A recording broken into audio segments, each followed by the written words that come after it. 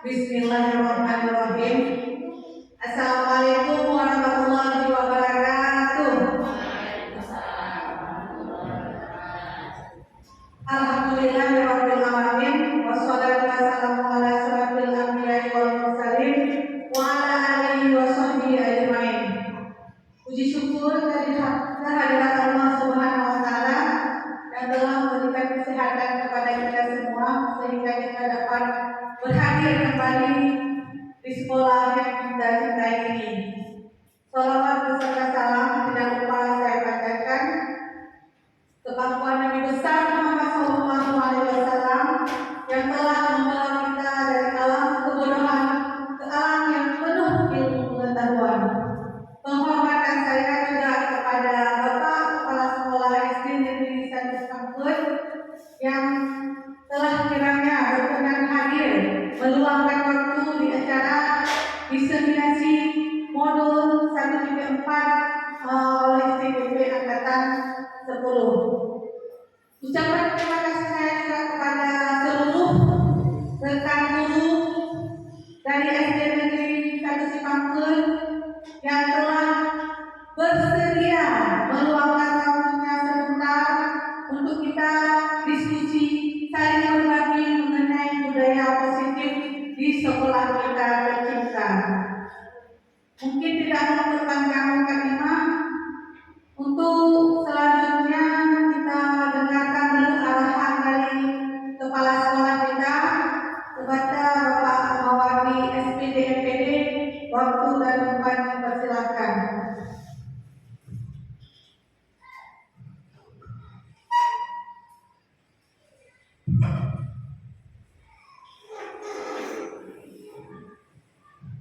Bismillahirrahmanirrahim. Assalamualaikum warahmatullahi wabarakatuh.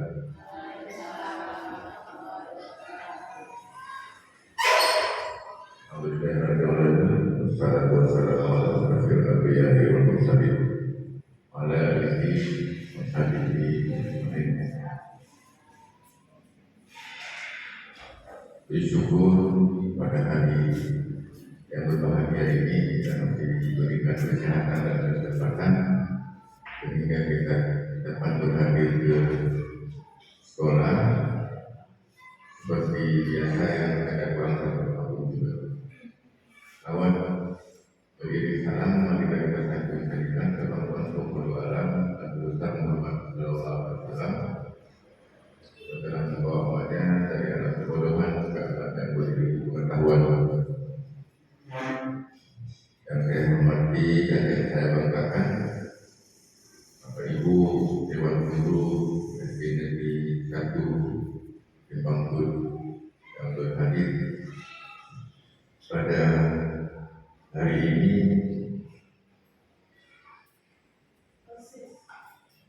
Kita akan mengikuti satu kegiatan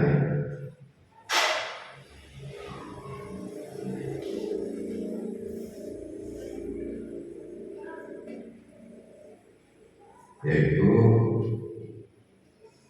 diseminasi modul 1-4 budaya positif dan nantinya akan dipaparkan oleh Ibu Wahyuni SPDGN. Jadi dalam hal ini merupakan satu terobosan baru yang akan kita dengarkan nantinya. Tentu ini boleh kita katakan yang pertama kita mengikuti ini di SD Negeri Sipangkeun dalam praktik baik tentang budaya positif dalam rangka destinasi pendidikan guru penggerak angkatan 10 Legat Raya bagi SD Negeri 1 Sipangkeun.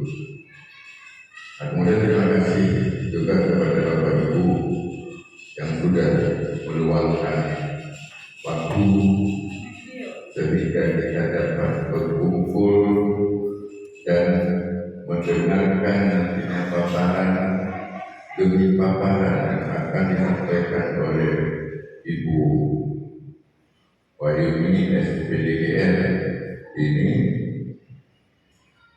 merupakan satu keharusan dalam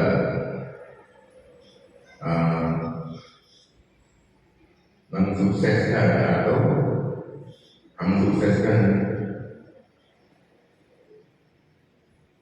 kewajiban bagi seorang guru penggerak ini nantinya.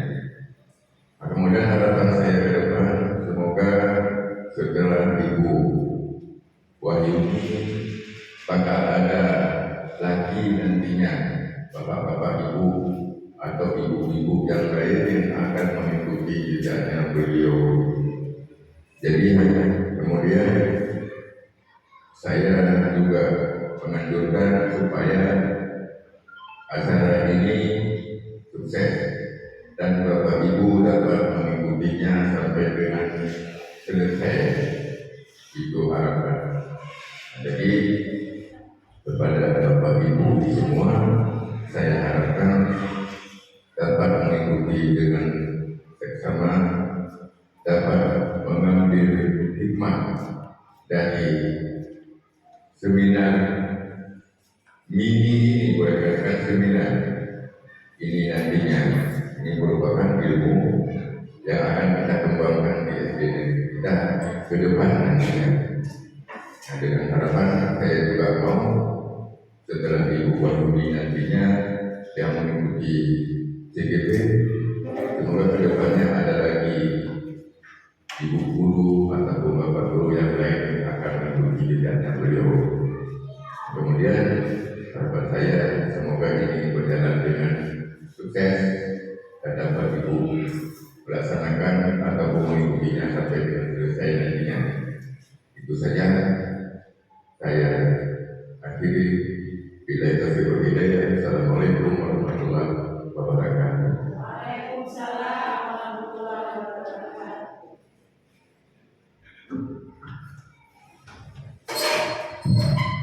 Terima kasih atas arahan dari Bapak Kepala Sekolah SD Negeri 1 Semamput. Selanjutnya, karena saya yang membuka, inilah acara diseminasi modul 1.4 tentang budaya positif Rabu 12 Juni 2024, pendidikan guru penggerak angkatan 10 calon guru penggerak dari SD Negeri 1 Semamput. Selanjutnya, karena sudah Bapak arahkan tadi, saya akan menyampaikan lebih ke berbagi praktik baik mengenai apa yang sudah saya pelajari di angkatan 10 CGP Nagan Raya tentang budaya positif.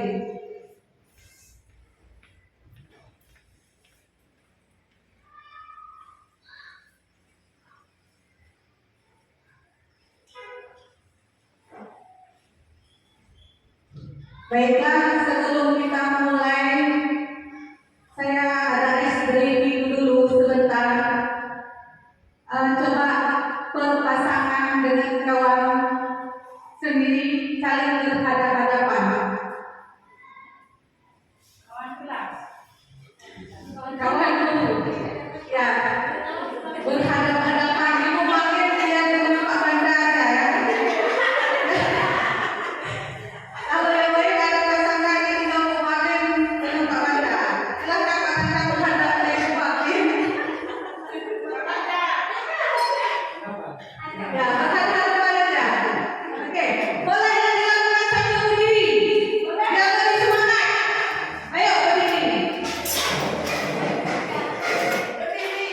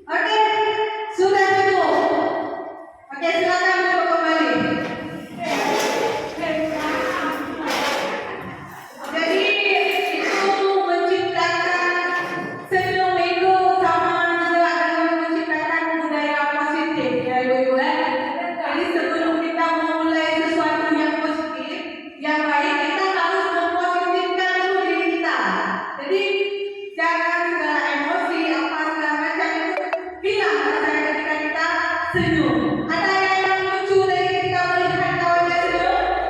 Lucu kan? Nah, itulah jadi bahagia ya.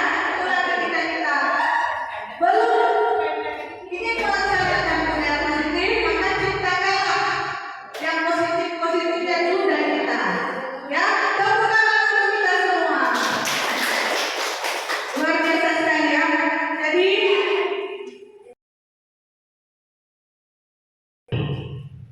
yang konsep inti budaya positif di antaranya ada perubahan paradigma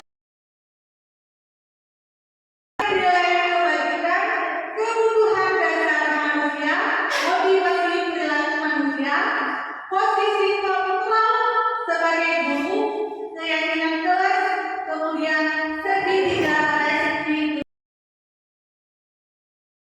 Yang kedua, setelah memahami apa yang kita belajar hari ini, insya Allah kita nanti bisa menerapkan sama-sama strategi disiplin positif yang memerdekakan murid untuk menciptakan ekosistem sekolah aman dan berpihak pada anak.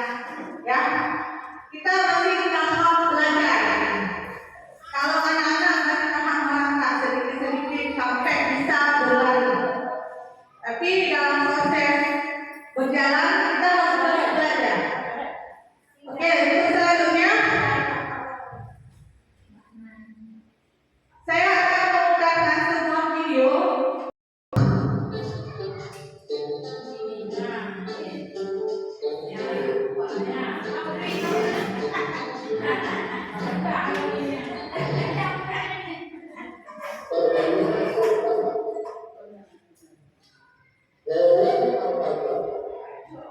Yang berdepannya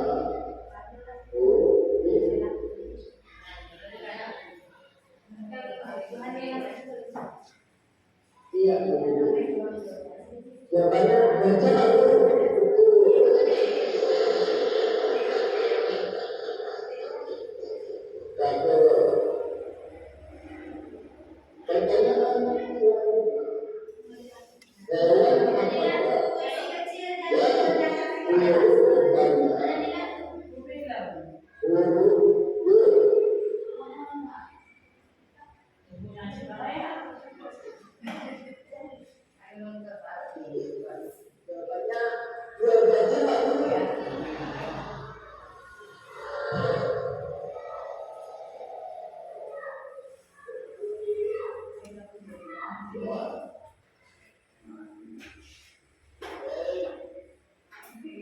sudah keluar dari kelas, Bapak harap anak-anak sekalian menjawab pertanyaan Bapak dengan baik dan benar.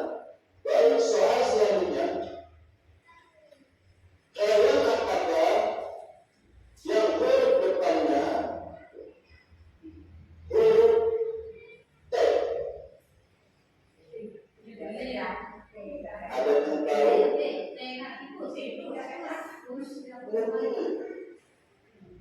Kalau jawabannya salah dua benar, jangan salahkan Bapak Guru. Bapak Guru sudah pulang berapa kali. Jadi jawabannya kita belajar dulu.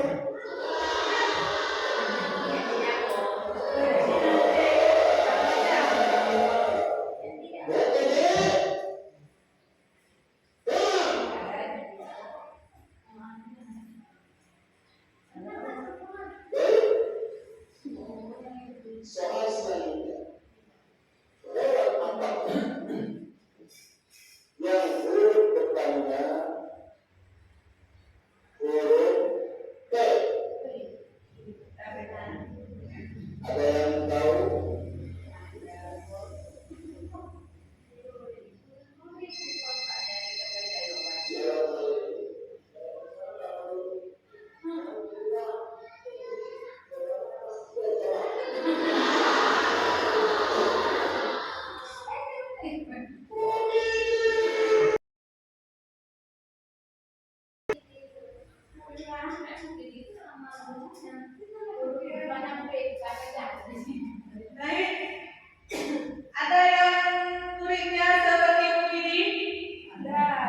Ada?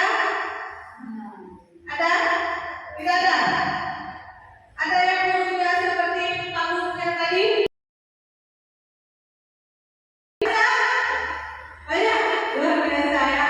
Jadi semoga dengan kita belajar yang budaya positif ini, ke depan tidak ada lagi guru yang seperti Pak Guru yang di video tadi.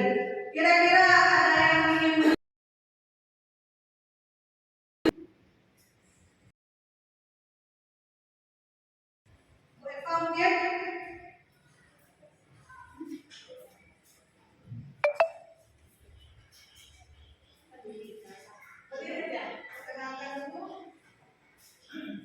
Assalamualaikum warahmatullahi Wabarakatuh. Nama saya Eva Yusniarti, saya wali kelas dari kelas 1A. Di sini yang dapat saya simpulkan ialah tentang disiplin tadi Bu ya. Disiplin sebuah peraturan yang harus kita patuhi atau yang harus kita laksanakan. Misal contohnya tadi tetap sekolah tepat waktu, kemudian masuk ke dalam kelas juga tepat waktu, keluarnya juga tepat waktu. Nah, dari video yang kita lihat tadi berarti kita sebagai guru jangan terpancing emosi sama yang dilakukan oleh anak tadi. Berilah peluang bagi mereka untuk bisa mengeluarkan atau memberikan gitu ya, walaupun masukan itu masih belum benar, tapi kita sebagai guru tugasnya ialah membenarkan atau menuntun mereka ke jalan yang lebih benar lagi. Jawabannya. Baik, terima kasih Bu Eva. Ada pertanyaan dulu Bu Eva. Benar kata Bu Eva, kita ini guru yang cepat terpancing emosi. Semua yang dilakukan oleh murid kita itu unik, karena rambut boleh sama hitam tetapi isi di dalam berbeda. Yang maksudnya apa? Bahwa murid kita ini beragam. Jadi dia unik, ada yang kurang di matematika tetapi unggul di olahraga, ada yang unggul di matematika, kurang di bagian fisik olahraga. Jadi semuanya unik. Siswa memiliki kelebihannya masing-masing. Cuma satu, jangan mengikuti kehendak kita sebagai guru. Ya, oke selanjutnya.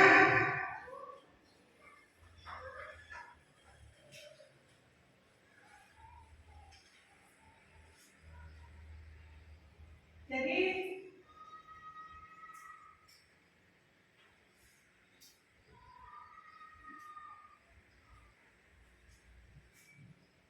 konsep inti dari budaya positif seperti yang sudah saya bahas tadi, yang pertama mengenai perubahan paradigma baru, kedua disiplin positif, nilai-nilai kebajikan, kebutuhan dasar manusia, kemudian motivasi perilaku manusia, ada posisi kontrol, keyakinan kelas, segitiga restitusi. Untuk capaiannya sudah. Kemudian untuk pembelajaran dengan paradigma baru. Pembelajaran dengan paradigma baru ini merupakan pembelajaran yang dirancang berdasarkan prinsip pembelajaran yang para peserta didik belajar sesuai kebutuhannya berdasarkan tahap perkembangannya sesuai teori psikologi modern untuk mewujudkan profil belajar Pancasila. Jadi di kurikulum merdeka kita sebaiknya guru diarahkan dalam kelas melakukan pembelajaran di semua guru SD Negeri 1 Kampus sudah menyelesaikan aksi nyata pembelajaran diferensiasi. Apakah benar? Sudah dapat sertifikat semuanya mengenai pembelajaran diferensiasi? Sudah diterapkan ke anak didik kita? Alhamdulillah ya. Kemudian yang namanya profil pelajar Pancasila kira-kira ada 6. Yang pertama, beriman bertakwa kepada Tuhan yang Maha Esa. Yang kedua, berkebinekaan global, bergotong royong, kreatif, bernalar kritis, dan mandiri. Nah, keenam elemen inilah yang mau kita terapkan ke anak didik kita di sekolah. Siap Bapak Ibu semua? Siap? Insya Allah ya. Selanjutnya tentang sebagai guru masih salah mengartikannya tentang siswa kita mengontrol murid. Itu miskonsepsi ya, yang salah. Karena pada kenyataannya bukan guru yang mengontrol murid, tapi muridlah, diri sendirilah yang mengontrolnya. Ya. Kemudian ilusi bahwa kita menganggap bahwa semua penguatan yang kita kasih untuk siswa itu efektif dan bermanfaat bagi siswa. Tetapi bagaimana kita melihat datanya? Apakah dengan kita kasih penguatan dia tanpa adanya internal dari dia, apakah akan berubah? Kita menekan, tapi dari dalam internal dia itu ada, dari eksternal kita tekan. Apakah akan terjadi perubahan? Tidak ada, karena pada intinya ilusi itu mengontrol oleh diri kita sendiri. Kemudian ilusi bahwa kritik dan membuat rasa bersalah mampu menguatkan karakter. Ini sering kita lakukan kepada murid kita. Kita menganggap bahwa ketika seolah-olah kita sudah berhasil membangun sebuah karakter pada peserta didik kita. Tetapi mungkin berhasil dalam jangka waktu itu saja, tetapi dia tidak dalam jangka waktu yang panjang. Kenapa? Karena tadi dia merasa hilang. Karena kita membuat dia merasa bersalah. Jadi tidak ada berkelanjutan. Karena bukan dalam diri dia sendiri. Selanjutnya, ilusi bahwa orang dewasa berhak memaksa. Ini yang paling bahaya. Tidak cuma di sekolah, di rumah aja kita dengan anak menganggap bahwa orang dewasa ini berhak memaksa, berhak mengatur. Padahal tidak boleh. Jadi seperti kita mengukur tingkat kepandaian siswa. Kenapa kita mengatakan siswa ini hancur, bodoh? Karena kita mengukur bukan berdasarkan kemampuan dia, berdasarkan kemampuan di kita piala dia bisa. Kita kadang-kadang lupa ini hancur, padahal memang berdasarkan kemampuan kita, bukan kita. Mungkin ini yang masih salah dalam kita mengambil sebuah keputusan. Ini juga sering terjadi di rumah, seolah-olah yang dewasa itu berhak memaksa ya kecil. Tuh kata mama, kalau enggak sulit, ya gitu ya. Ada seperti itu kemudian. Ya. Itu banyak. Iya. Memang ancaman itu bahaya sekali ya. Kira-kira sampai di sini ada pertanyaan atau masukan mungkin atau cerita berbagi di rumah bagaimana? Ada? Ini sering kita itu. Ini berdasarkan yang saya pelajari ketika saya mengikuti CDP. Oh ini seperti ini saya juga dapat dari ini. Boleh kita saling berbagi di sini. Ada yang ibu?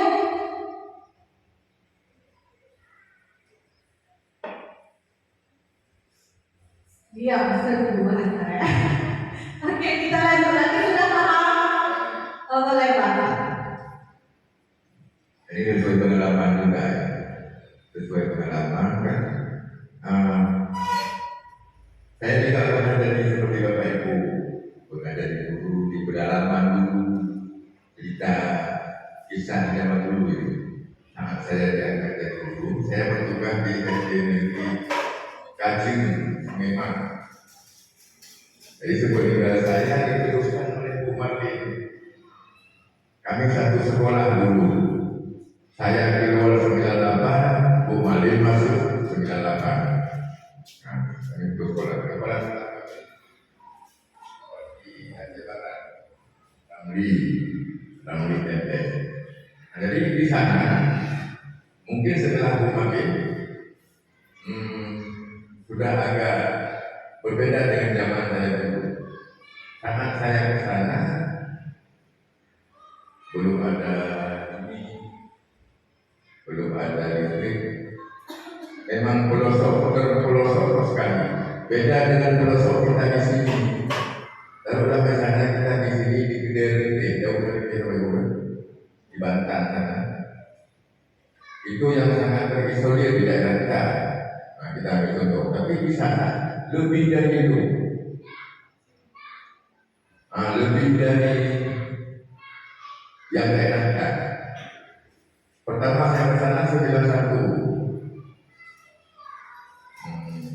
Lama juga saya di sana 98 baru bisa keluar, bisa hubung Martin. Saat pertama saya ke sana,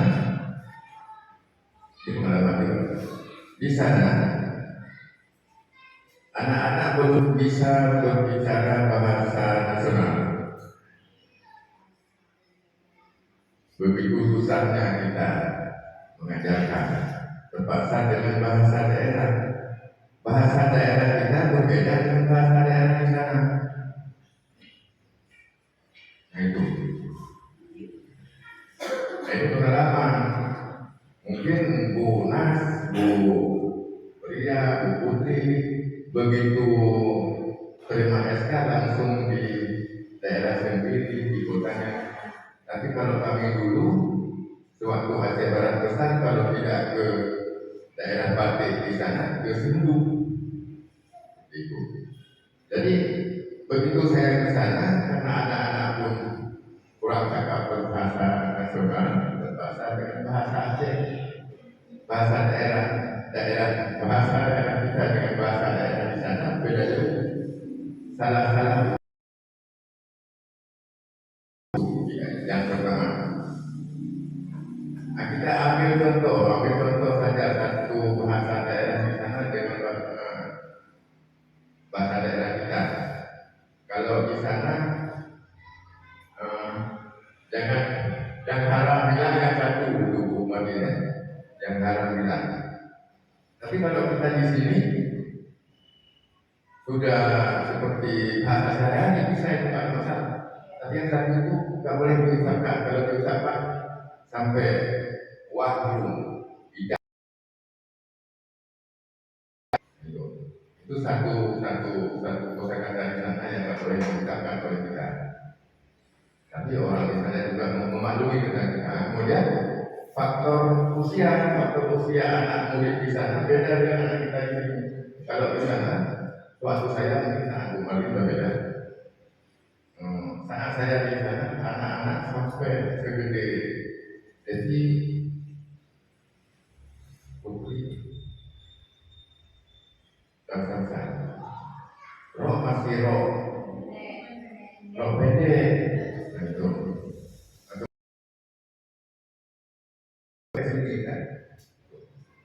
Saya kira itu guru ataupun siapa aku saya tanya sama berkata siapa itu anak murid kita untuk membersihkan rumah yang saya tinggal, itu membersihkan kemana-mana. Saya kira atau sorry, saya kira itu tapi sudah jadi amat orang seperti waktu yang bilang di sana. Mengenai perjodohan di pengalaman perjodohan juga seperti itu. Jadi pun agak lari dari sini kawan. Di sana apa namanya tunangan kelas 3 SD. Kelas 3 SD udah gede kuliah di sana. Itu kelas 5 dan nikah. Itu banyak anak di sana nggak sekolah. Nah, kemudian di saat mengajar ini, di saat mengajar, kalau misalnya kita campur-campur bahasa kita dengan bahasa di sana, yaitu ujung-ujungnya diketahui sama anak-anak. Kemudian waktu kita ngajar dengan bahasa pakai bahasa nasional, kalau misalnya kita tunjukkan, siapa bisa coba tunjuk tangan, tunjuk tangan, tunjuk tangan. Itu masih itu yang saya alami memang di sana. Karena nggak ada yang bisa berbicara bahasa nasional. Coba siapa yang sudah bisa coba tunjuk tangan. Makanya saya robah bola jangan lagi tunjuk tangan. Siapa yang bisa coba acungkan tangan, baru dia tunjukkan tangan.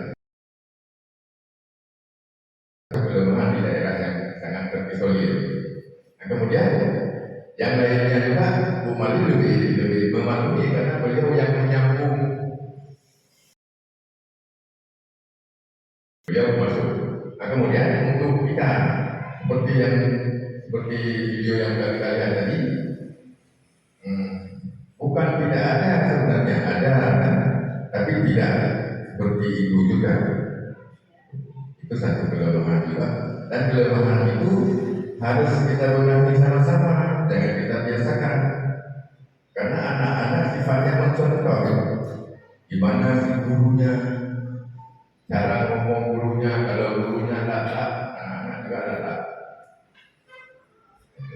Nah, kemudian cara ngomong guru dan jangan dengan personal seperti tadi, kalau misalnya seperti yang kita lihat tadi jelas. Itu hal yang tidak bagus dipertontonkan di depan anak. Jadi ke depan kita ambil contoh di video tadi. Semoga kita di sini tidak ada yang seperti itu. Maksudnya ada pembenahan dan pembaharuan yang menyeluruh untuk kita di sini. Apalagi di sini ada Bu Devi, tenaga baru, masih lulus, masih muda. Itu ke depan. Sebab dipertontonkan ke anak didik kita hal-hal yang positif, hal-hal yang menyenangkan. Karena kurikulum Merdeka ini ya seperti ini, anak-anak tidak ada istilah paksaan, harus dipaksa. Nah, kemudian anak-anak pun harus diikuti dengan bakat minatnya juga. Macam saya bilang tadi, kemarin di kelas murid kelas 1 gitu kan. Saya sesuaikan dengan misalnya kalau anak-anak A misalnya contoh ke seni, kita paksakan dia ke agama misalnya, ke agamaan untuk sangat tidak bisa juga itu pengalaman. Kemudian harapan saya ke depan apa yang ditontonkan di video tadi itu jadi contoh bagi kita untuk pembenahan ke depan. Jadi saya juga ucapkan terima kasih kepada Bapak Ibu yang sudah mau berpartisipasi. Mungkin dari ini Bu Yul, Bu Wahyuni, ke depan mana tahu mungkin ada Bu Rian nantinya yang akan jadi calon PDB. Ini saling membantu kita. Apakah nanti ke depannya lagi ada Bu Amel atau Bu Yuli dan jadi harapan itu. Jadi itu pengalaman Bapak Ibu. Saya serahkan kembali ke Bu. Terima kasih kita ucapkan kepada Bapak. Silakan tepuk tangan kawan-kawan semua. Luar biasa sekali ya. Saya kira tadi pertanyaan hampir susah ya Pak. Ini mau jawab apa nanti ya? Rupanya ini berbagi pengalaman dan penguatan juga untuk kita semua mengenai bagaimana cara kita memahami kebutuhan murid kita atau siswa kita, bukan mengikuti kehendak kita ya. Ada lagi dari kawan-kawan lain yang ada bercerita pengalaman? Tidak ada? Baik, kita lanjut.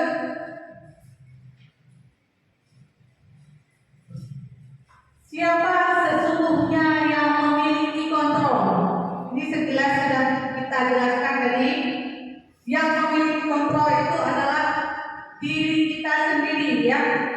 Ketika berpasangan kita genggam tangan, dan satunya lagi membuka tangan kita. Kita dengan sekuat tenaga mempertahankan untuk agar genggaman ini tidak terbuka. Tetapi dengan segala upaya dilakukan untuk membuka oleh kawan tadi itu belum. Dengan upaya yang budaya-budaya positif, nilai-nilai kebijakan, akhirnya ini terbuka dengan keinginan dia sendiri, bukan karena paksaan. Ya, begitu juga kita dulu ini. Ketika siswa memiliki kemampuan dia masih kurang, tugas kita adalah menuntun, bukan menuntut, ya, menuntun siswa agar meraih kemerdekaan yang sesungguhnya. Mungkin di sini perlu dijelaskan sedikit yang dikatakan merdeka itu bukan berarti bebas. Kita sudah merdeka, bebas, ya, bukan seperti itu. Kita harus memahami hanya gara-gara bahwa dikatakan merdeka belajar itu. Saya juga baru memahami. Saya kira dulu Pak, kurikulum merdeka itu berarti kita sudah merdeka, ya, apa keinginan siswa yang sudah kita buat. Ternyata tidak seperti itu. Dikatakan merdeka itu siswa mampu berdiri sendiri untuk menciptakan kehidupannya, mencapai kehidupan yang bahagia dan selamat. Itu arti merdeka yang sesungguhnya. Bukan berarti yang negatif juga, oh merdeka, tidak merdeka. Walaupun negatif, merdeka, tidak merdeka. Bukan seperti itu. Tetapi dia mampu berdiri sendiri tanpa berpegangan lagi kepada kita. Sudah mampu dia menciptakan dorongan dari dalam diri dia sendiri tanpa ada paksaan dari orang lain. Itu ingin membuat anak mereka. Itulah kita dorong sedikit anak-anak kita agar mencapai kesejahteraan atau kehidupan yang merdeka. Pahami dulu, ya. Saya baru memahami ini. Saya juga belum merdeka kan bebas, ya. Jadi masuk kelas anak-anak ngomong kan kebutuhan mereka ingin berbicara, ya udah biarkan aja. Apakah benar begitu? Ya, jadi merdeka itu kita membiasakan nilai-nilai kebajikan tadi. Mampukah dia seperti menerapkan disiplin datang ke sekolah jam 7.45? Dia datang dengan sendiri bangun pagi-pagi jam 7.30 sampai ke sekolah.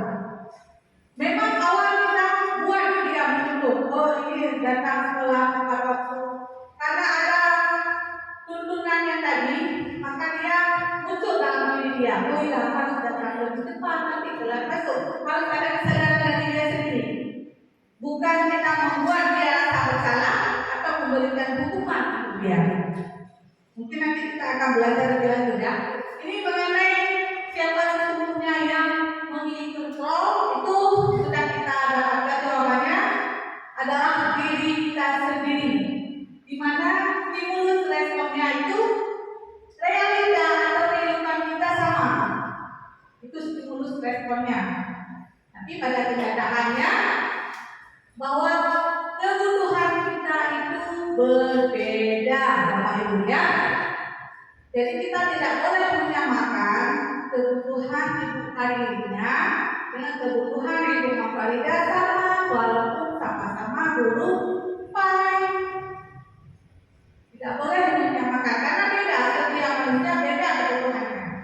Jangan ketika seseorang tidak mengikuti keinginan kita lantas emosi atau apa, karena memang setiap manusia itu berbeda kebutuhannya. Kemudian semua orang melihat hal yang sama, itu responnya. Sedangkan teori yang kontrolnya sebenarnya setiap orang memiliki gambaran yang berbeda. Ketika Saya menulis angka 6. Saya melihat angka 6. Kalau Ibu Eva melihat dari sana, melihat angka berapa? 9. Apakah benar? Benar, karena pandangan dia memang angka 9. Sedangkan saya menulis angka 6. Sama juga saya kata, apakah boleh memaksa bahwa itu adalah angka 6? Tidak boleh, karena dari segi dia melihat angka 9. Itulah pandangan kita. Kemudian kita mencoba mengubah orang agar berpandangan sama dengan kita. Itu yang responnya. Sedangkan yang teori kontrolnya, kita berusaha memahami pandangan orang lain tentang dunia.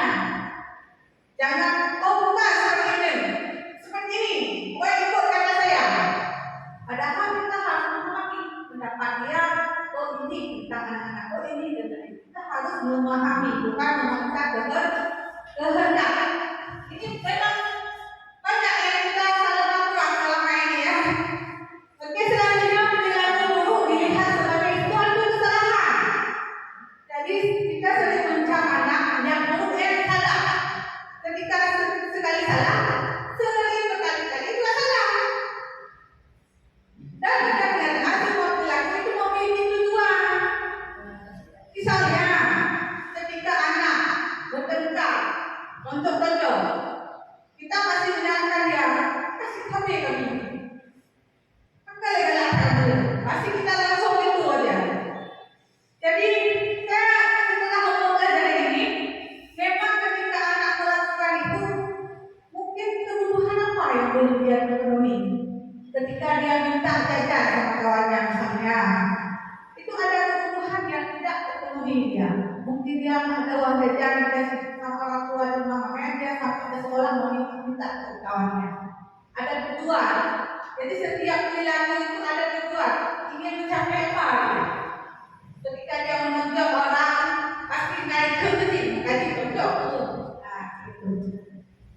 Selanjutnya, orang bisa mengontrol saya, orang lain bisa mengontrol saya, sedangkan dari contohnya hanya Anda atau saya yang bisa mengontrol diri saya sendiri. Selanjutnya, saya bisa mengontrol orang lain, tidak benar. Anda tidak bisa mengontrol orang lain. Kemudian pemaksaan ada pada saat bujukan gagal. Dipaksa, ketika kita bujuk kita paksa, tidak boleh ya. Selanjutnya kolaborasi dan konsekuensi menciptakan pilihan-pilihan baru. Jadi anak-anak ini ketika dia harus salah, kita minta solusi dari dia. Jangan kita langsung kasih hukuman. Selanjutnya model berpikir menang atau kalah. Sedangkan teori kontrol berpikir menang, ada kalahnya. Jadi kita terus memperbaiki sampai menang, sampai berhasil. Nah, ini materi yang kedua tentang disiplin positif. Kira-kira apakah disiplin positif itu?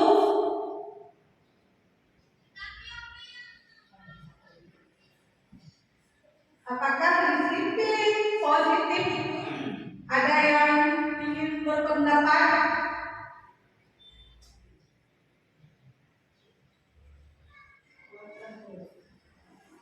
Ada apa disiplin itu? Jangan disiplin positif. Kalau positif kan memang yang baik-baik. Disiplin itu apa? Disiplin sendiri itu apa? Ada? Ibu-ibu, masih semangat? Masih semangat? Masih, alhamdulillah. Atau ibu Eva mau jawab lagi? Tidak ya, ini harus disorotkan nih. Siapa? Ibu Julia. Siapa? Ada apa? Apa?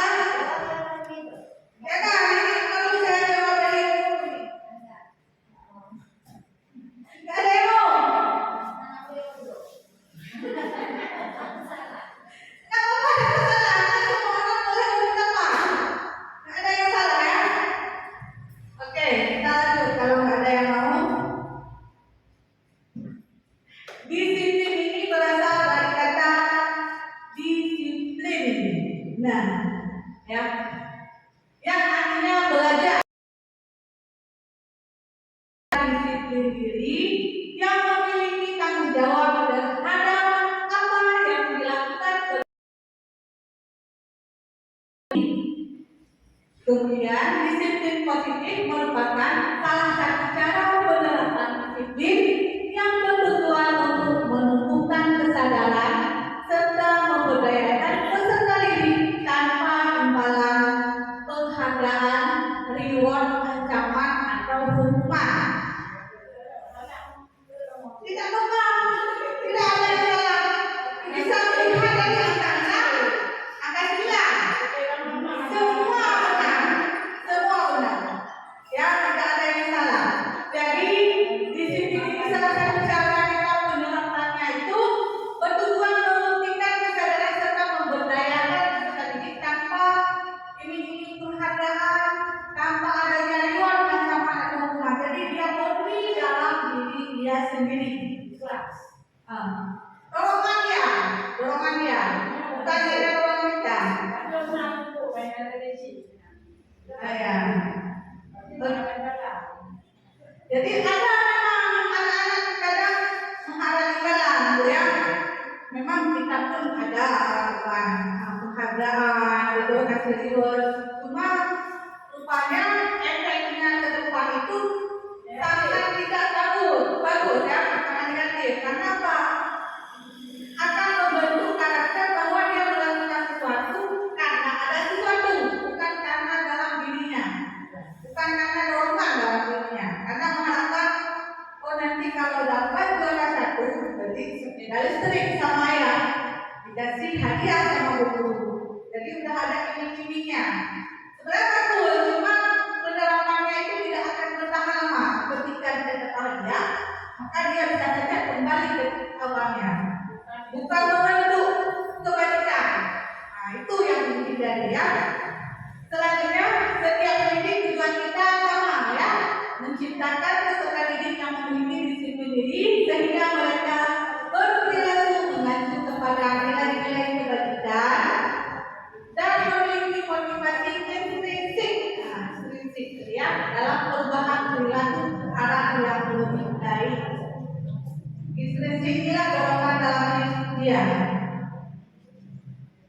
Kemudian nilai-nilai kebajikan ini yang maksudnya yang merdeka tadi berdasarkan nilai-nilai kebajikan ini, di mana nilainya sifatnya positif, manusia yang merupakan tujuan mulia yang ingin dicapai setiap individu. Dia bersifat universal dan lintas bahasa, suku, bangsa, agama maupun latar belakang. Ini nilai-nilainya beriman, bertakwa kepada Tuhan Yang Maha Esa, mandiri, ini berdasarkan P5 ya, mandiri, kreatif, bernalar kritis, berkebinekaan global, bergotong royong. Sedangkan menurut Preparedness Program itu toleransi, rasa hormat, integritas, mandiri, antusias, menghargai, percaya diri, komitmen, pokoknya nilai-nilai universal yang positif. Pendengar yang baik ya, itulah nilai-nilai yang mau kita bangun melalui budaya positif.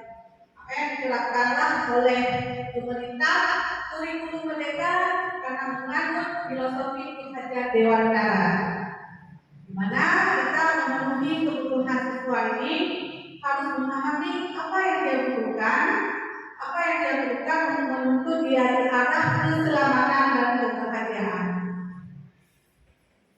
Sampai di sini sudah jelas.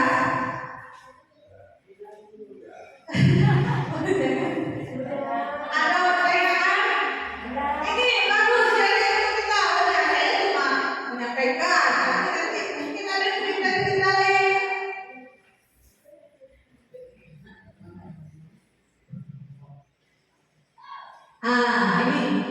Ini contoh ya, membuang sampah pada tempat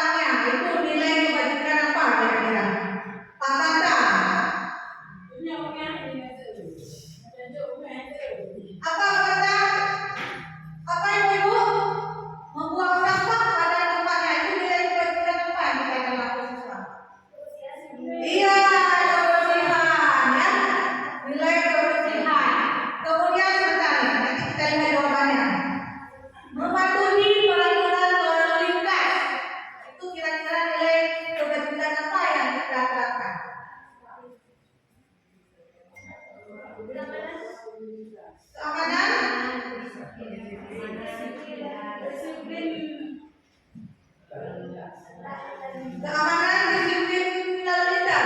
Boleh kita langsung dulu ya. Selanjutnya tidak melontek ketika ujian. Iya, terjadi banyak ya. Oke, kita lihat jawabannya.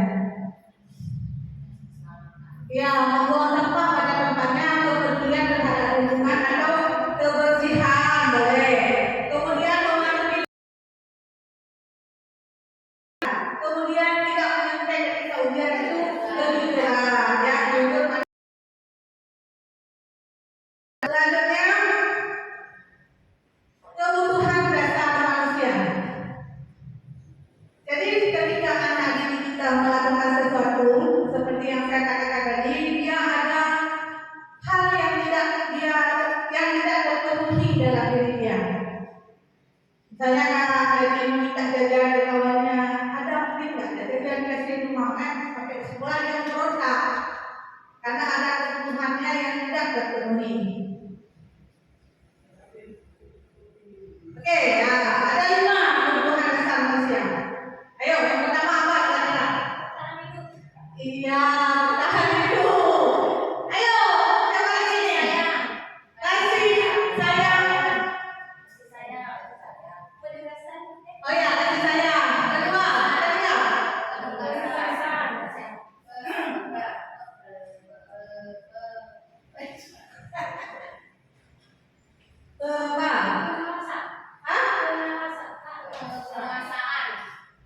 Yang keempat,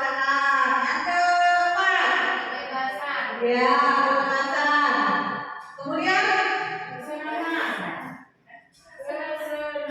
iya, ada 5 ya. Ada 5. Yang pertama bertahan hidup. Yang kedua kasih sayang. Yang ketiga penguasaan. Yang keempat kebebasan. Dan yang terakhir kesenangan. Inilah 5 kebutuhan dasar manusia. Jika tidak terpenuhi, maka dia akan berontak sesuai apa yang dia butuhkan. Nah, ini dia. Bertahan hidup itu contohnya makan, pakaian, tempat tinggal, keamanan, kesehatan itu bagian dari bertahan hidup. Ya, kemudian kasih sayang dan rasa diterima. Rasa diterima, dipedulikan, berbagi, kerjasama menjadi bagian dari kelompok. Ini sering terjadi pada anak-anak kita, di mana sering membuli, ya kan? Jadi sering mengejek kawan itu, berarti dia ketika memberontak, menonjol kawannya, tapi kebutuhannya tidak terpenuhi. Kemudian untuk penguasaan, harga diri, keinginan untuk dianggap memimpin, berprestasi, diakui dan didengar. Selanjutnya, kebebasan, mandiri, memiliki pilihan, mencoba hal baru, mampu mengendalikan arah dirinya. Selanjutnya, kesenangan, bermain, ya kayak humor dari Mukidi. Mungkin dia kebutuhannya adalah suka humor, ya, suka buat kelucuan di kelas. Kita kan nggak tahu nih, akhirnya apa kita yang salah memahami.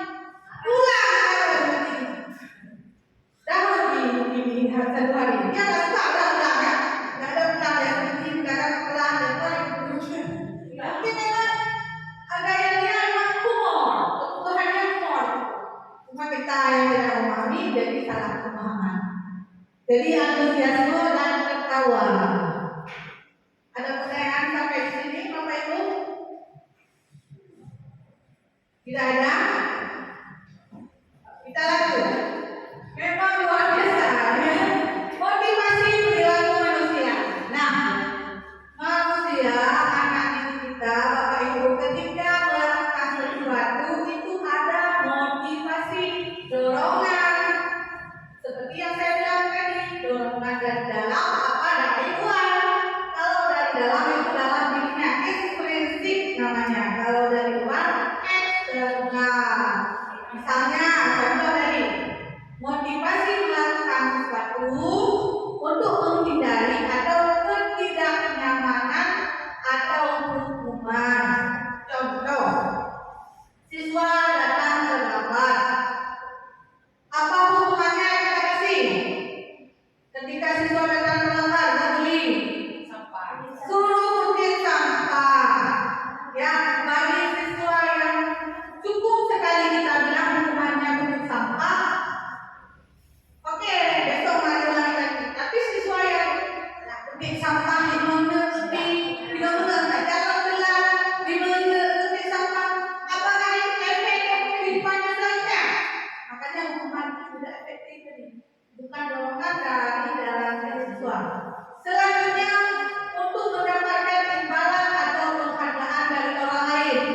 seperti yang saya katakan tadi, pokoknya kamu harus dapat juara 1, mama beli sepeda motor. Bu Guru kasih buku. Itu motivasi dari dalam atau dari luar? Dari luar. Apakah efeknya bertahan lama? Tidak akan bertahan lama, karena dia ketika sesuatu yang tidak dia dapatkan, dia akan kembali ke semula. Selanjutnya, untuk menjadi orang yang mereka inginkan dan menghargai diri sendiri dengan hal-hal yang mereka percaya. Jadi ketika kita kasih restitusi, namanya ketika siswa terlambat, kenapa kamu terlambat? Nah, saya telah memilih 2 hari minggu. Jadi apakah dengan sekolah terlambat itu bagus? Kamu kita kasih kesadaran ke dia. Tidak, nanti saya telat, kalau nggak bisa masuk kelas, nggak bisa menikmati pelajaran dengan kawan-kawan. Kalau memang itu salah, kira-kira apa solusinya? Kita minta solusi kedua. Berarti solusinya besok datang lebih cepat, malamnya tidur lebih cepat, biar paginya cepat bangun. Ya, jangan ulangi lagi ya. Dia membangun dorongan dalam diri dia sendiri, bukan kita yang kasih, tapi dia yang ini. Inilah yang muncul dalam diri dia sendiri.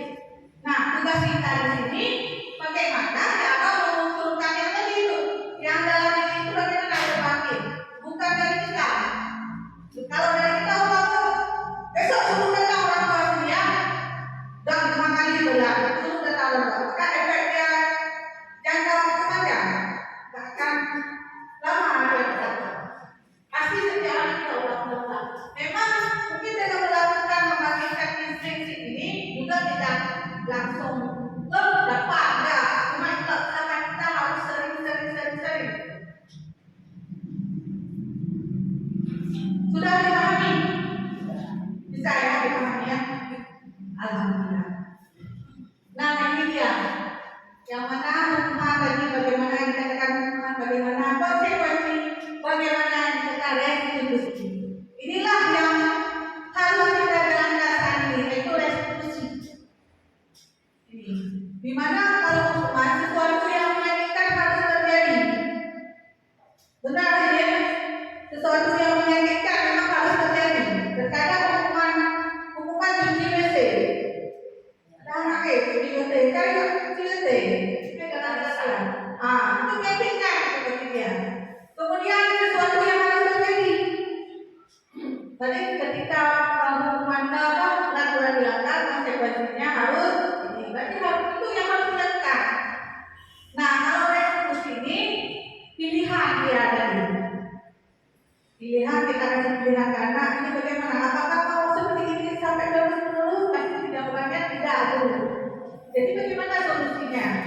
Oh, saya akan ini. Dia yang ngomong, saya akan ini. Kamu bisa ngomong mana dengan usaha kamu? Bisa. Kan besok kita lagi. Dia yang ngomong, bukan kita. Nanti udah berjanji. Kemudian tidak nyaman untuk murid atau anak untuk jangka waktu panjang. Ini kalau hukuman, kalau konsekuensi juga tidak nyaman untuk murid anak untuk jangka waktu pendek. Selanjutnya menguatkan untuk murid anak dalam jangka waktu panjang. Ini ya. Jadi di sini bisa dilihat sendiri, murid anak-anak itu tersakiti kalau direstitusi, murid anak mendapatkan kekuatan. Kita nggak langsung menghukum anak, nggak langsung salah tahu ini. Kita cari tahu kenapa, apa benar dia Bu. Pasti dia jawab. Tapi selama ini memang kita ketika ditanya ya ada siswanya ya. Kamu takut katanya. Kenapa? Kita diundang-undang barulah jawab. Mungkin apa cara kita yang masih memang ya? Coba lakukan sama-sama kita melakukan restitusi ya. Bapak Ibu ya siap kan? Siap Bapak Ibu? Ya. Alhamdulillah. Lanjut posisi kontrol seorang guru. Ini ada 5 posisi kontrol seorang guru. Kira-kira kita belajar di mana? Teman. Ada lagi?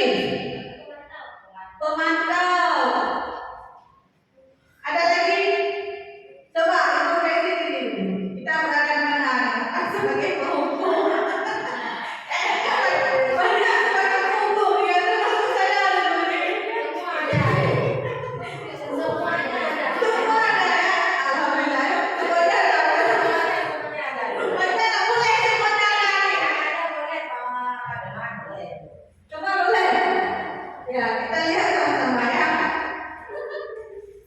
Jadi ini contoh kasusnya. Siswa tidak memakai atribut lengkap saat upacara bendera. Kalau guru sebagai penghukum, hormat pada bendera selama 1 jam. Mengasih hukuman ya. Ada kriminal seperti itu yang mungkin bukan kita ada. Itu contohnya. Kalau membuat rasa bersalah, itu sendiri. Kita membuat anak kita biasa itu. Kenapa selalu seperti itu? Jangan boleh jadi bodoh. Boleh kias boleh kamu gitu lah. Kita membuat anak kita bersalah. Berapa kali ibu bilang harus memberitahu kamu selalu mengecewakan bapak ibu. Pasti kita selalu mengecewakan dengan nada yang lembut membuat rasa bersalah pada anak. Oh iya. Tapi efeknya tak lemah. Selanjutnya demam. Ayo dong, ibu dia ke sekolah. Ya, tolong bantu ibu ya. Kali ini aja. Sudah tidak apa-apa. Lain kali jangan sampai bodoh lagi seperti ini ya. Ya kan? Kita membuat kita ini sebagai umat bagi murid kita. Dan ternyata ini juga belum tepat itu ya. Selanjutnya sebagai pemantau. Kamu sudah melanggar peraturan sekolah. Kamu tahu konsekuensinya? Setelah upacara kamu beli atribut koperasi sekolah dan jangan keluar. Dia cuma memantau aja mengarahkan. Nah, pemantau. Nah, yang paling tepat itu adalah sebagai manajer, di mana apakah kamu tahu kesalahanmu? Kita lihat siswa, dia yang bedanya. Tahu bu, kira-kira bagaimana kamu memperbaiki kesalahan? Dia jawab sendiri, Senin depan saya bawa kopi, kalau ada saya beli sama mama. Pasti dia solusi dari dia, bukan dari kita. Bukan dari memberikan hukuman, itu dapat yang lain. Hukuman yang lain bisa dijaga. Jadi tidak efektif seperti itu. Oke, lanjut. Ada pertanyaan? Ini benar ya? Kejadian ini benar ya? Selanjutnya keyakinan kelas. Alhamdulillah ini ya, semua sudah menjalankan keyakinan kelas ya. Sekarang saya mau tanya, ini harus jawab. Ya, mengapa keyakinan kelas? Mengapa bukan peraturan kelas? Atau peraturan sekolah? Siapa yang bisa jawab? Kalau keyakinan kelas, keyakinan dia anak yang Ini silakan. kesepakatan bersama. Kalau saya Buat bersama. Yang salah, kan tadi anak sudah kenal. Kalau menurut pendapat saya, keyakinan kelas itu adalah peraturan yang dibuat bersama-sama antara guru dan murid dengan kesepakatan mereka. Gitu.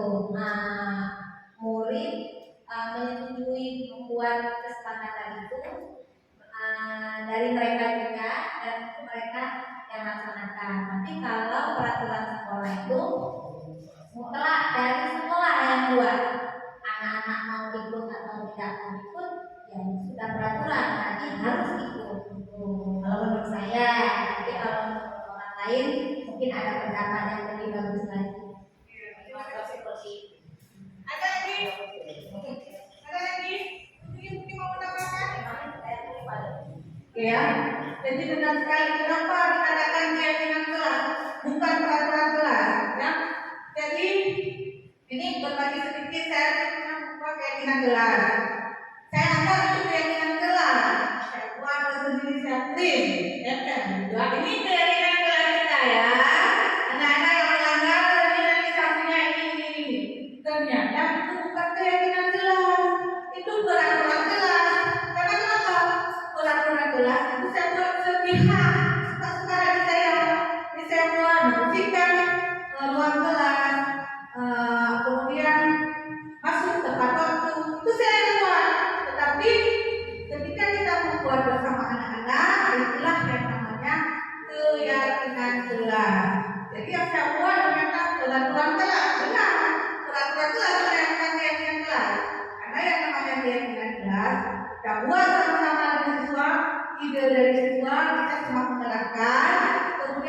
konsekuensinya apa, itu diyakini oleh siswa, dilakukan, dan konsekuensinya ditanggung oleh siswa.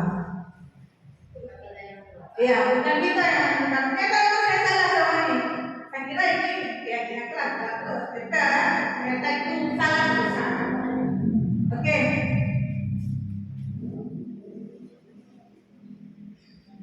Ini sudah. Nah, ini segitiga restitusi ya. Segitiga restitusi tak ada lagi untuk sebentar lagi. Ini penting sekali untuk kita.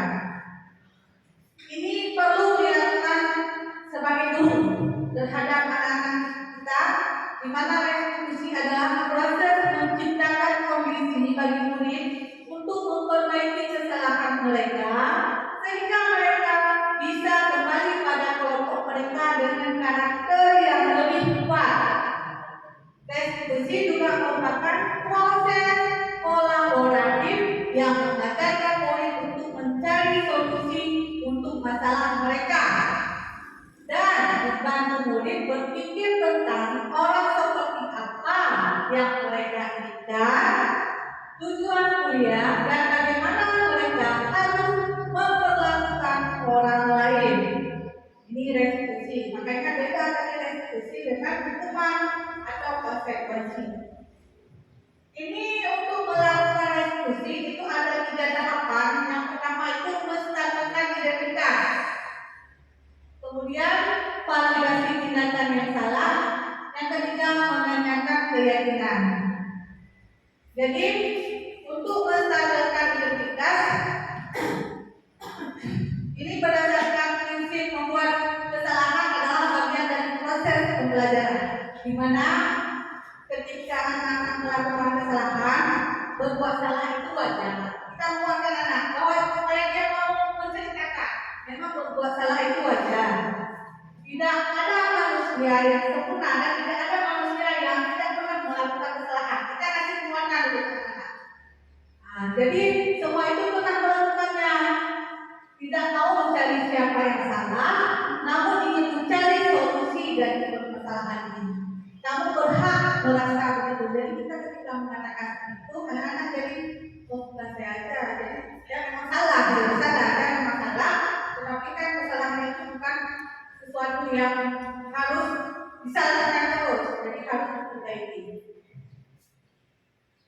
Validasi tindakan yang salah. Kamu pasti punya alasan. Nah, ini yang sering kita tanya ke siswa, kadang nggak mau dia cerita. Mungkin kita tidak melakukan tahap yang pertama tadi. Kenapa kamu? Aku salah, memang wajar kan salah. Orang juga ada salah, kita pernah melakukan kesalahan. Cuma kita tanya, kenapa alasan kamu melakukan ini? Padahal kamu melakukan yang lebih buruk dari ini ya. Dan kita menjadi tertuakan. Kemudian dari itu mungkin dia akan cerita, ini ibu. Jadi dia ambil pensel saya bu, si dia cerita. Selanjutnya menanyakan keyakinan. Nah, ini kan keyakinan misalnya dalam kelas kita tidak boleh menyontek keyakinannya. Tiba-tiba ada siswa menyontek sama perempuan. Nah, perempuan ini kan rasanya gimana? Dia ambil orang itu dilempar, tak ambil lah. Kita tanya restitusi tadi. Memang kenapa? Dia menjelaskan segala macam, dia menyontek itu memang salah, dia menyontek kamu itu memang salah, tapi perbuatan kamu itu salah. Kamu seandainya ketika kamu lempar batu dia keluar darah sampai pecah kepalanya, kira-kira apa yang terjadi? Dia seharusnya saya bisa mengontrol emosi saya, tapi pilihan yang ada di dia. Jadi gitu, tidak langsung menghukum ya. Kita tanya kembali. Apa keyakinan kelas kita yang sudah kita sepakati? Saling menghargai kawan dulu. Bisa komitmen ke depan menghargai kawan? Bisa bu, insya Allah. Jadi dia solusi ada di dia sendiri. Oke? Inilah yang ditunggu-tunggu gitu ya. Inilah yang ditunggu. Jadi untuk menutup dalam menerapkan budaya positif di sekolah, hendaknya kita sebagai guru menjadi contoh.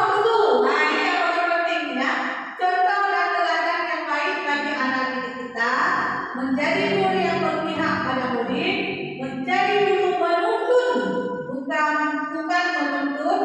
menuntun anak didik kita pada keselamatan dan kebahagiaan dalam menjalankan kehidupannya sebagai manusia. Ini pun maknanya ini. Ya, tugas kita ini banyak. Ya, semoga kita dapat menjalankan apa yang sudah melekat pada diri kita itu sebagai pendidik yang menuntun, bukan pendidik yang menuntun. Ada pertanyaan Bapak Ibu? Ya, silakan.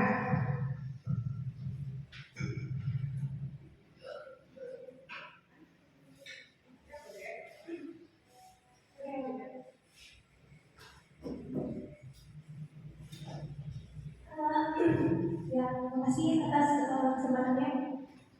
Di sini saya mau bertanya dari pengalaman yang telah Bu Wayuni lakukan selama ini, boleh dibuka di slide yang stimulus respon dengan teori kontrol.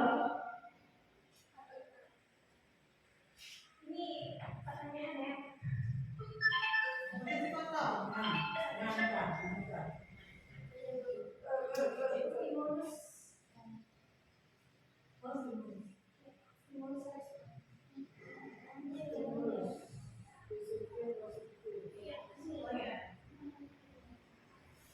Di situ ada stimulus respon yang terakhir model berpikir menang kalah. Sedangkan teori kontrolnya seharusnya model berpikir menang dan menang.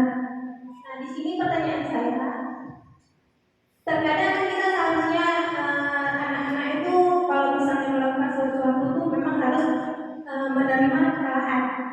Ya kan, kalau misalnya dia kalah, kita harus menguatkan dia tuh dengan cara gak apa-apa kalah, nanti kita belajar lagi nanti kesini. Sedangkan teori kontrolnya di situ adalah model berpikir menang dan menang. Nah, di sini saya pengen tahu secara jelas sedikit bagaimana cara harus melakukan teori kontrol tersebut.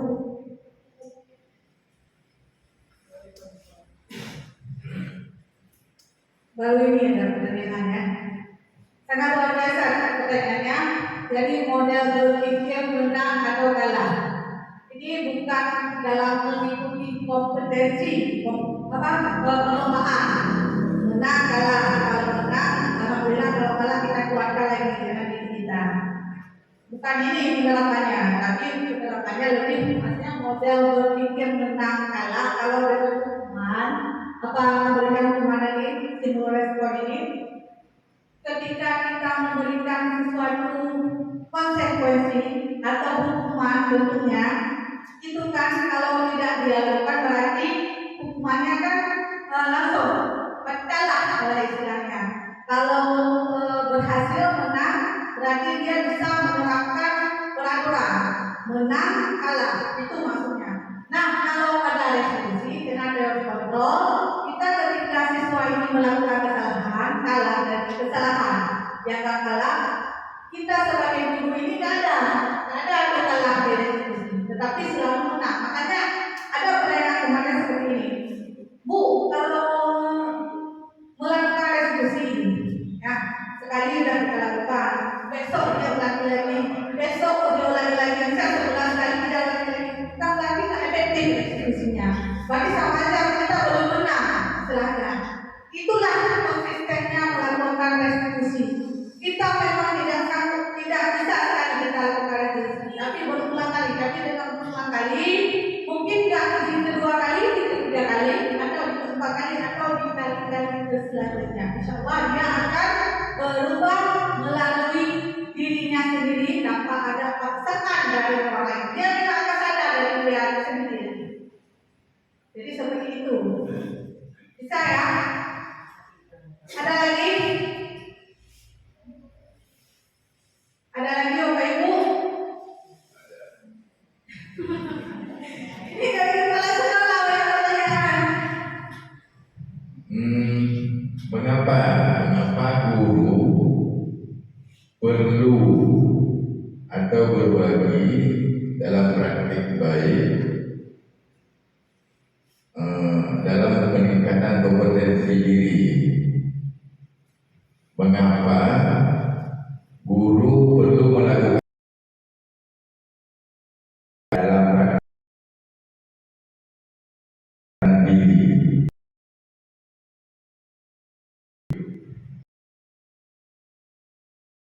Ibu dulu sebelum saya coba menjawab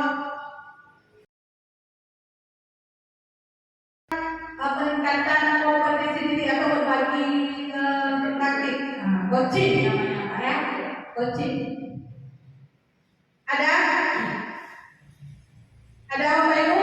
Ini pertanyaan untuk kita semua dari kepala sekolah, bukan untuk saya, bukan untuk personal, tapi semua nih, karena kita di sini sebagai guru, ya, pemimpin pembelajaran. Ada? Kalau ada, coba saya jawab. Jadi kita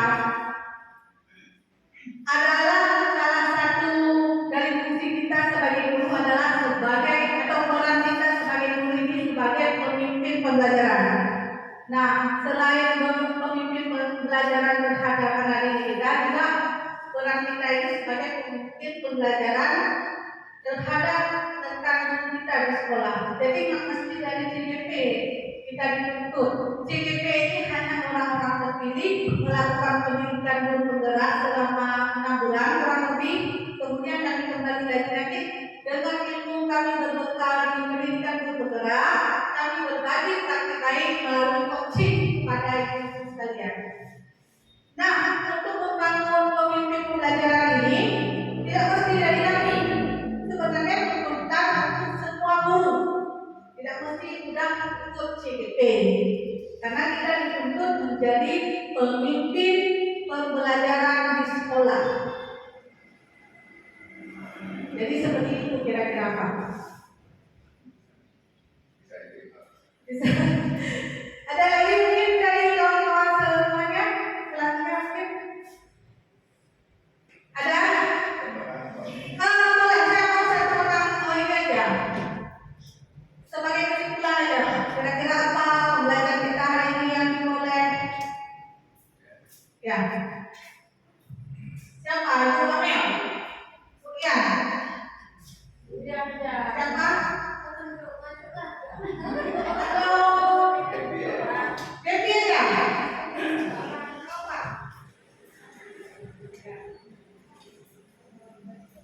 Baik, terima kasih kesempatannya. Di sini saya akan menyampaikan beberapa kesimpulan yang pertama mengenai ketika kita sudah memahami yaitu di sini kita lebih berpusat pada budaya positif. Nah, yang saya dapat ialah budaya positif itu ada beberapa. Antaranya yang pertama perubahan paradigma. Jadi di perubahan paradigma ini kan kita bukan hanya berubah kitanya, juga berubah pada siswanya sendiri. Nah, apabila kita belum bisa berubah terhadap pemikiran kita, cara kita berpikir itu tentu juga akan berimpact kepada siswa. Nah, oleh karena itu kita juga sebagai guru ini harus mempunyai paradigma yang baik sehingga kita akan memberikan positive thinking terhadap siswa. Kemudian ada juga disiplin positif. Selain itu ada nilai-nilai kebajikan, kemudian ada juga kebutuhan dasar manusia, kemudian juga ada segitiga restitusi, dan juga ada tadi keyakinan kelas. Sebelumnya saya mungkin mengenai keyakinan kelas itu karena kan saya baru, jadi di sini juga ternyata keyakinan kelas itu memang peraturan yang bukan hanya dibuat oleh diri sendiri, tetapi itu harus ada kesepakatan dalam kelas itu sendiri dengan siswanya, sehingga kita sama-sama meyakini serta bisa menerima apa yang sudah kita lakukan, yang sudah kita lakukan bersama dengan siswa. Ini tuh, terima kasih. Mana dong yang Devi lengkap ya dirangkumnya. Jadi kemarin ada satu pakai air sedikit lagi, biar jadi petunjuk bagi bidang studi nantinya. Jadi untuk bidang studi ini perlu nggak kayak tidak kelas? Perlu ya, bukan kali pasti yang diarahkan. Jadi untuk bidang studi juga perlu kayak tidak kelas. Kenapa? Karena istilahnya memang ada wali kelas. Cuma ketika kita masuk pelajaran bidang studi tadi, memang itu kelas kita, kan kelas saya, kelas kita. Karena ketika kita masuk, apa yang kita yakini dalam kelas kita. Jadi setiap bidang studi juga harus melakukan keyakinan kelas. kelas saja. Ya. Ada lagi mungkin? Sudah cukup? Sudah dipahami semuanya? Alhamdulillah. Kalau sudah, semoga apa yang kita pelajari hari ini bisa menjadi patokan ke depan kita, bisa kita terapkan, bisa kita pahami dulu, kemudian kita terapkan kepada anak-anak didik kita. Siap ya? Bisa? Bisa? Ini tanya dulu nih komitmen PLN diskusi. Siap nggak? Ya, alhamdulillah. Akhir kata, ada lagi yang mau disampaikan?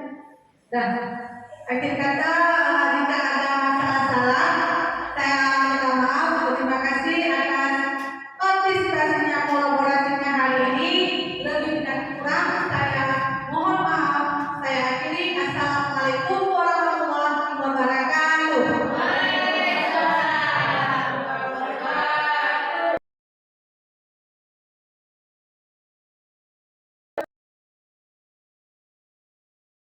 Selamat pagi, Bumi.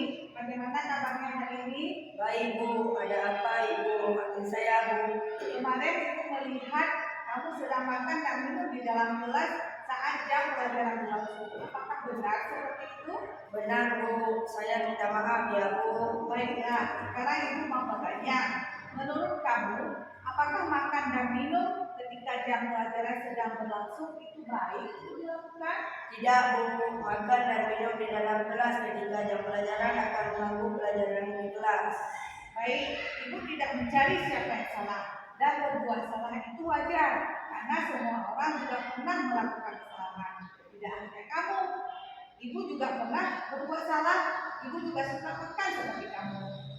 Ibu mengerti, kamu pasti punya alasan kenapa kamu makan dan minum di dalam kelas ketika jam pelajaran. Coba kamu ceritakan. Iya Bu, saya baru makan tadi ketika jam istirahat Bu. Karena ketika jam istirahat saya main bola Bu. Jadi tidak sempat makan dan minum Bu. Ibu paham kamu lapar. Seandainya Ibu berada di posisi kamu, Ibu juga akan melakukan hal yang sama. Kira-kira bisakah kita memperbaiki masalah ini? Bisa Bu. Apa solusi agar makan dan minum tidak mengganggu jam pelajaran? Saya akan membagi waktu istirahat untuk makan, minum, dan bermain bola Bu. Jadi sekarang kamu sudah mengerti waktu yang tepat untuk makan? Sudah Bu.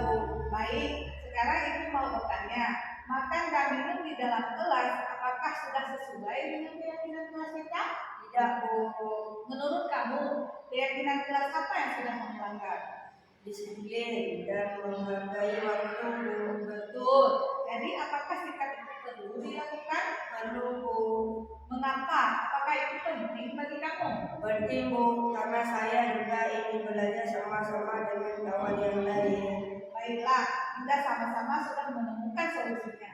Semoga kedepannya kamu akan lebih baik menjalankan keyakinan kelas kita. Baik Bu, terima kasih Bu. Baik, sekarang kamu boleh masuk ke kelas. Baik Bu. Assalamualaikum warahmatullahi wabarakatuh. Perkenalkan, nama saya Martunis. Saya senang sekali bisa berdiskusi dengan Ibu Wahyuni sehingga saya lebih memahami disiplin yang sesungguhnya. Terima kasih Ibu Wahyuni.